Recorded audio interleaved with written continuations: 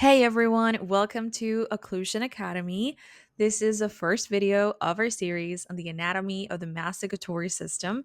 And in this video, we're diving into the skeletal components of the masticatory system. Basically, the most important bones that make chewing and jaw movement possible. So, whether you're new to dental anatomy or you just need a refresh, I'll break it down in a very simple visual way so that you can have a clear understanding of the basics of occlusion. So, let's get started. So, before we zoom in on each bone, let's get the big picture. The masticatory system, which is the system that allows us to chew, is supported by three main bones: the maxilla, the mandible, and the temporal bone. These three bones are going to work together like a team, the maxilla providing structure, while the mandible brings up the movement, and the temporal bone is going to act like a socket. Now, understanding how these bones interact is going to be the first step to really mastering occlusion, TMJ function, and all those biomechanics of chewing. So now let's break them down one by one, starting with the maxilla. So even though we think of the maxilla as a one bone, it's actually made up of two bones, one on each side, and is fused by the midline. Now here's the key for this bone. The maxilla is the stationary part of the masticatory system, meaning it does not move.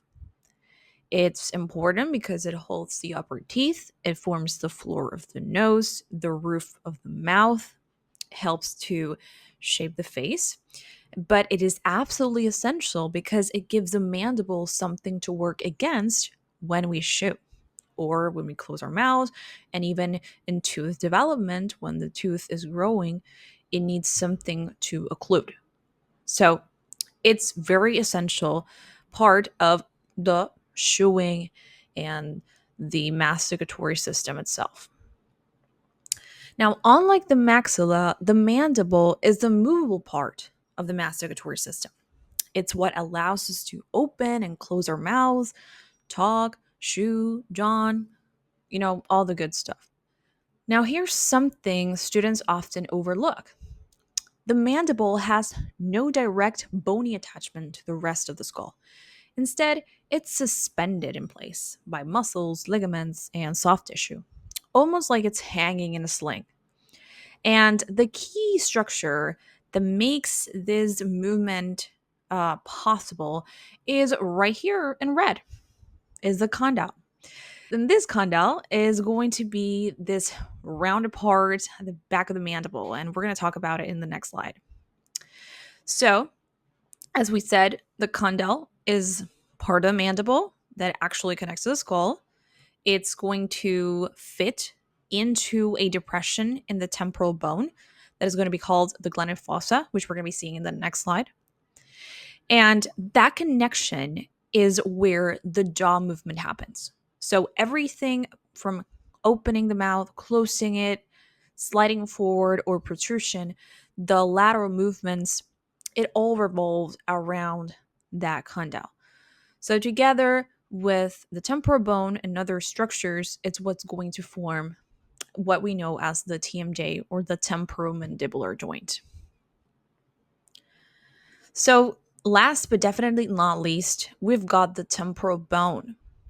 And first, I'm going to say it's going to serve as an attachment site for the temporalis muscle, which is one of the key muscles that's going to help us chew. And we talk about this muscle and other muscles on our muscle mastication videos. But the temporal bone actually houses two major structures that form the TMJ. So one is called the mandibular fossa, or also called the glenoid fossa, which we can see here in blue.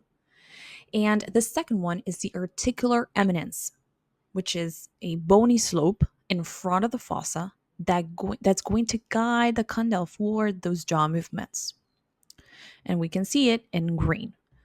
And these two structures, the fossa and the eminence, are going to be essential for how the jaw moves and stays stable.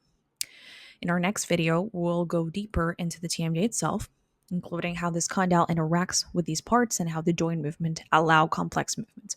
So we're going to go more in depth on that video. But it's very important that you understand that the temporal bone is where this glenoid fossa and the articular eminence are going to be present. Now, all right, let's quickly go over the most important points from this video. So first, we talked about the maxilla, which is the upper jaw, and it's made of two bones fused together. It's fixed to the skull and it does not move, but it holds the upper teeth and forms the parts of the nose and the palate, etc. Next, we talked about the mandible, and this is going to be the lower jaw and the only movable bone in the skull. It's not connected to the skull by bone, but instead it's suspended by muscles, ligaments, and soft tissues. And when we talked about the mandible, we talked about the condyle and how it is a rounded part of the mandible that fits into the glenoid fossa of the temporal bone and is where all these jaw movements are going to happen. And finally, we talked about the temporal bone, which forms the socket part of the TMJ, and it also provides an attachment for the temporalis muscle. And it's going to have those key landmarks for the jaw functions, which is the glenoid fossa and the articular eminence.